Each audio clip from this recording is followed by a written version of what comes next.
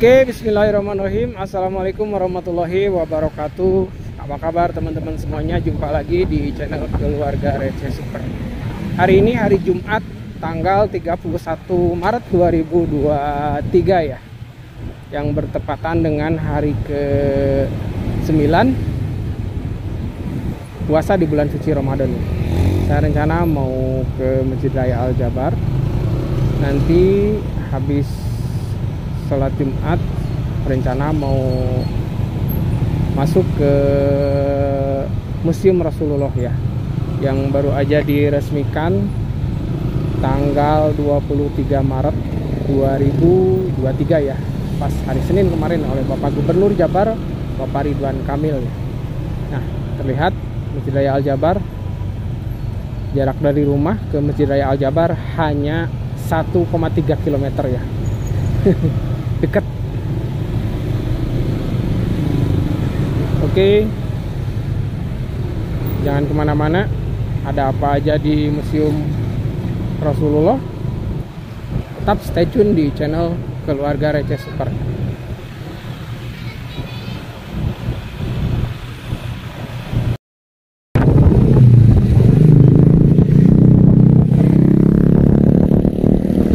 Oke, kita belok.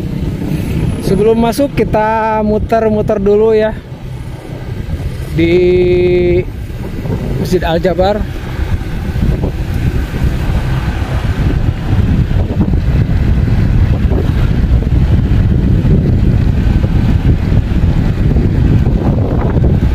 Ini kita berada di samping utara Masjid Raya Al Jabar ya.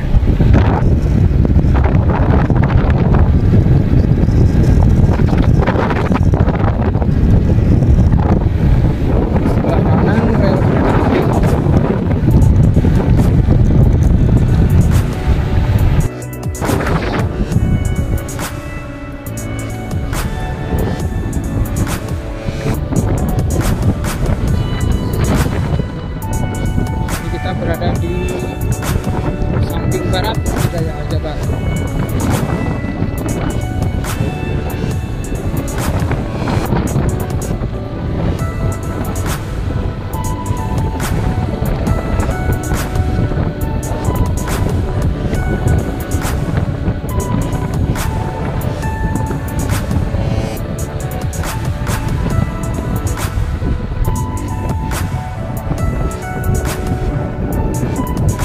Bandros ya.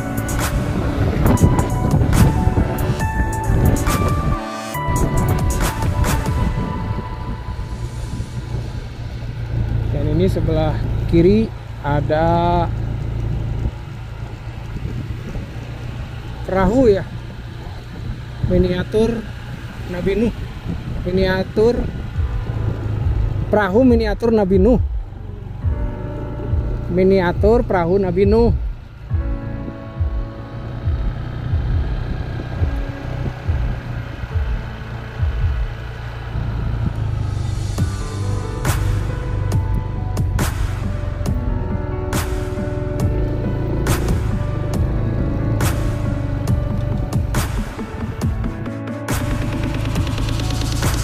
Dan ini kerangka ikan paus ya.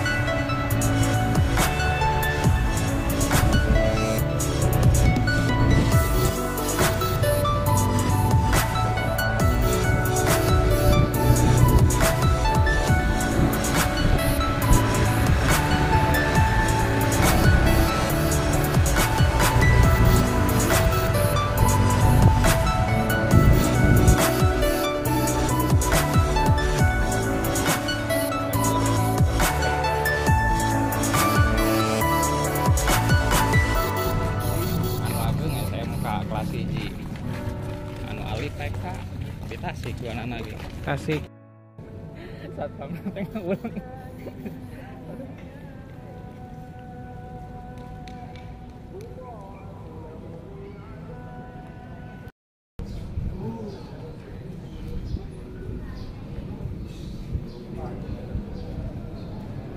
sebelah sana Pak, ada sepatu.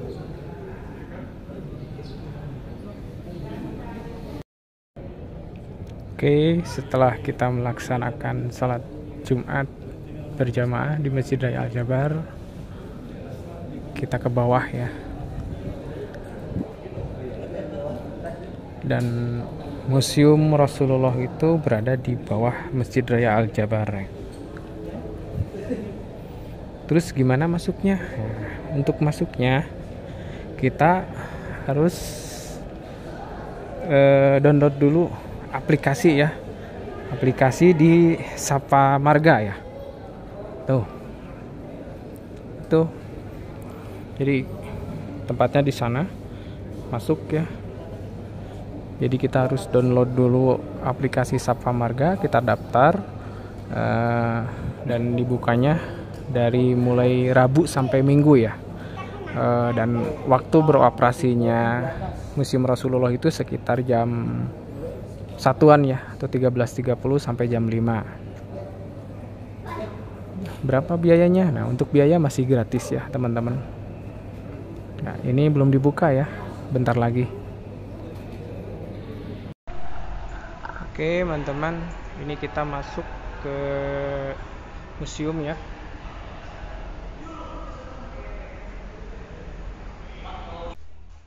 Oke, ini kita berada di Museum Rasulullah ya.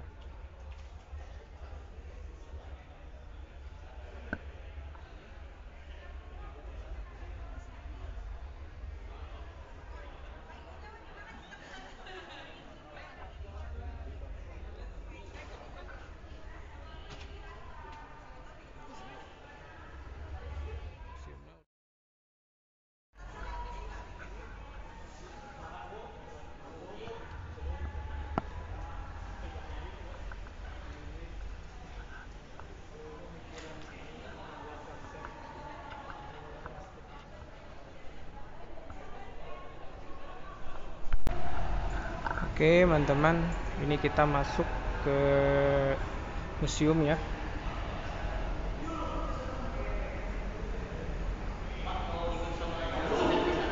Ya, ambil footage-nya doang. footage aja. Ya.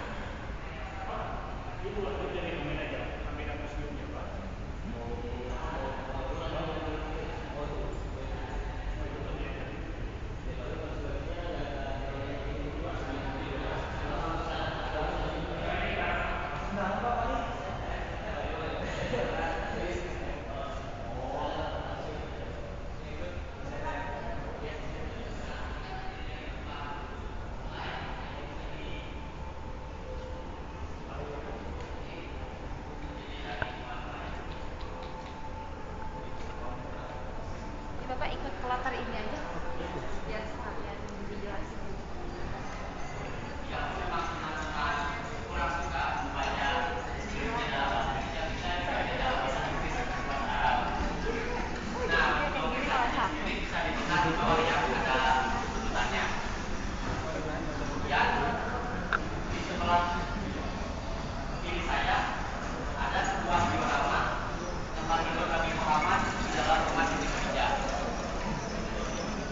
Kita bisa melihat bahwa dari sini pun Nabi Muhammad merupakan seorang yang sangat sederhana.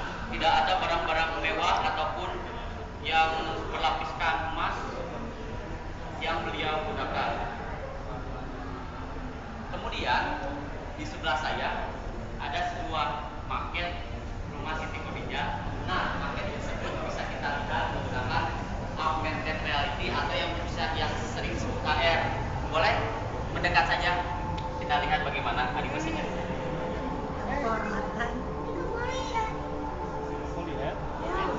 Mau dilihat? Ini mau lihat? Tuh, ada yang lagi jalan.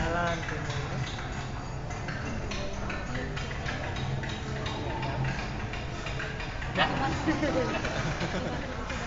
nah ya, selanjutnya di sini juga ada sebuah diorama perabotan di dalam rumah Nabi Muhammad itu sendiri. Bisa dilihat perabotannya pun tidak ada yang mewah, tidak ada yang seperti apa, tidak yang berlapiskan emas ataupun apa, hanya peralatan yang sangat sederhana. Kemudian selanjutnya kita akan membahas mengenai sejarah terbentuknya Kota Mekah. Kota Mekah itu dulunya sebuah tanah besar yang tak berpenghuni. Nah, mulainya kehidupan di sana ketika adanya Nabi Ibrahim dan istrinya, kemudian anaknya. Siapa yang tahu anaknya Nabi Ibrahim? Nabi Ismail. Nabi Ismail, betul. Nah, di Kota Mekah sendiri kita juga tahu bahwa di sana ada sumber mata air yang berhak karena semuanya telah memegang bersama-sama. Bisa dilihat juga ya Ibu dan Bapak, di sini ada ilustrasi Ka'bahnya. Nah, dan di sini tempat yang sekarang adanya Hajar Aswad. Nah, kemudian kita akan membahas mengenai terbentuk kondisi Ka'bah dari masa ke masa. Dari kapan sih Ka'bah itu ada? Nah, Ka'bah itu ada ketika Nabi Ibrahim alaihissalam membangun kembali Ka'bah bersama Ismail. Kemudian mereka merawat bersama masyarakat lainnya hingga akhirnya menjadilah seperti ini. Nah, untuk lapisan yang berwarna hitam itu di Ka'bah itu merupakan kiswa. Kiswa adalah sebuah kain yang menutupi di luar bangunan Ka'bah yang berwarna hitam. Nah, kain tersebut diproduksi hanya oleh dari perusahaan yang diberi wewenang oleh kerajaan Arab. Nah, selanjutnya kita akan masuki Gua Jero. Boleh ke merapat sini.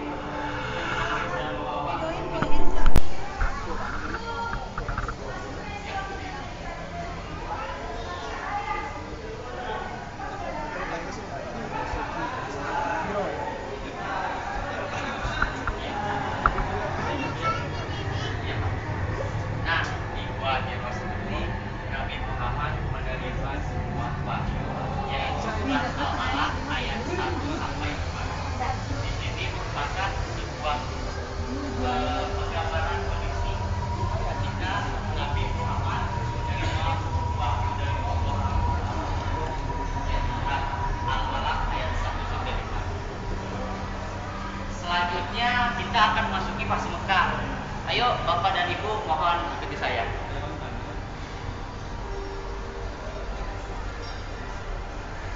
Nah, di fase Mekah sendiri dibagi menjadi dua bentuk dakwah. Ada dakwah tersembunyi dan dakwah yang terang-terangan.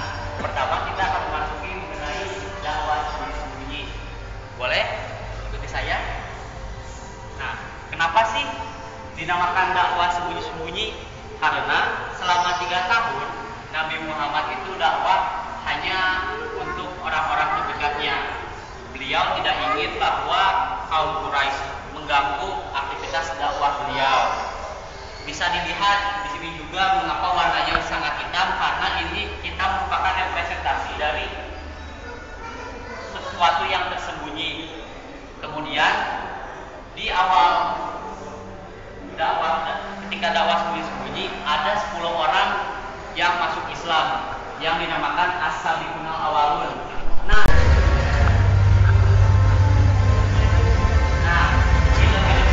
animasi depan merupakan sebuah animasi ketika Nabi Muhammad pergi ke langit, terbang ke langit ketujuh, naiki sebuah atau seorang burung.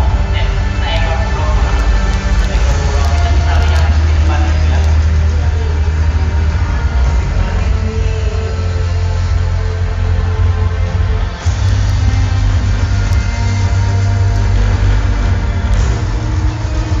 Kita tahu bahwa setelah peristiwa Isra Mi'raj, banyak orang yang tidak percaya tentang peristiwa tersebut. Nah, oleh karena itu ada salah satu sahabat Nabi yang percaya akan peristiwa tersebut, yaitu Abu Bakar As-Siddiq. Nah, kenapa dinamakan diberi gelar As-Siddiq? Karena itu mempunyai arti yang jujur.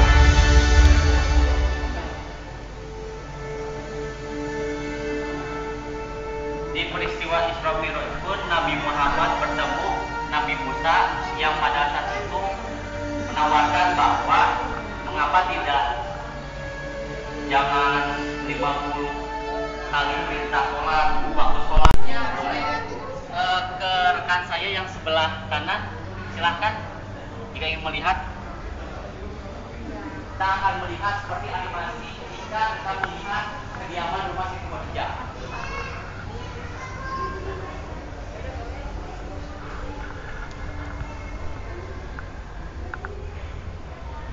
Nah, itu ada di aktivitas sekitar Siti Khadijah.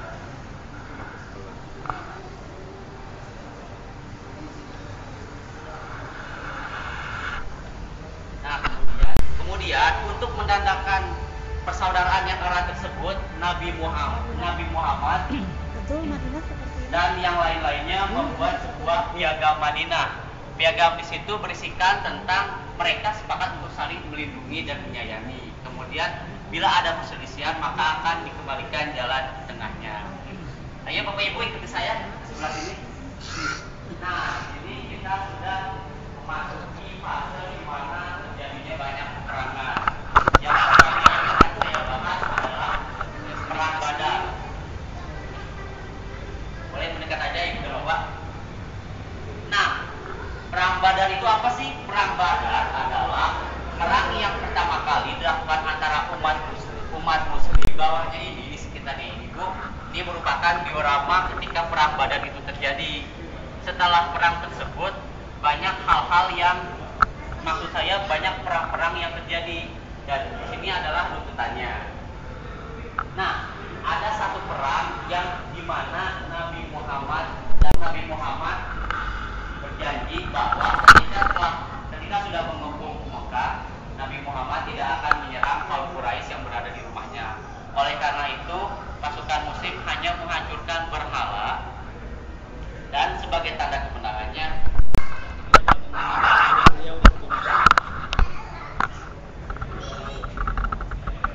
kemudian yang mana lagi? Oh ya, selanjutnya di sebuah market yaitu tentang hari terakhir Nabi hingga wafat. Sini juga ada animasinya ya, menggunakan augmented reality. Ya. Ini momen di mana Rasulullah SAW melaksanakan sholat di Masjid Nabawi dalam keadaan sakit. Jadi imamnya digantikan oleh sahabatnya. Nah, ini sebenarnya ini dulu rentetan peristiwanya sebelum yang tadi. Jadi ini hanya menceritakan momen sholat maghrib saat hari terakhir. Terakhir yaitu tentang akulturasi budaya atau pencampuran budaya. Untuk di daerah Jawa Barat sendiri, pertama kali Islam itu masuk melalui daerah Cirebon. Bisa dilihat ini di nomor 1 sampai ke daerah Banten. Nah, bisa kita lihat di depan Ibu dan Bapak ada sebuah gerbang yang bernama Gerbang Cirebon. Nah, Gerbang Cirebon ini menandakan kita akan masuk ke dalam sejarah-sejarah yang ada di daerah Jawa Barat. Ayo silakan Ibu dan Bapak ikuti saya.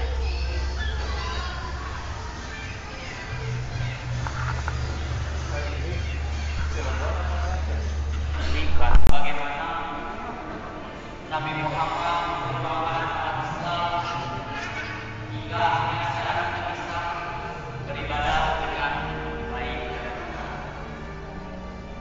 Boleh melihat ya? Silakan.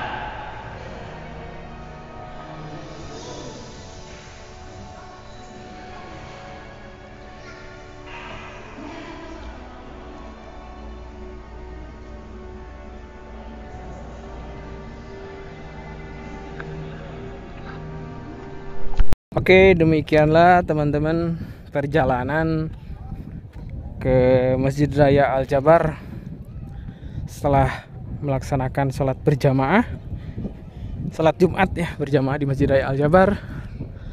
Terus lanjut ke Museum Rasulullah Sallallahu Alaihi Wasallam. Masya Allah, tabarakallah, sangat luar biasa sekali ya. Semoga bermanfaat. Sampai jumpa di motoran selanjutnya. Wassalamualaikum warahmatullahi wabarakatuh.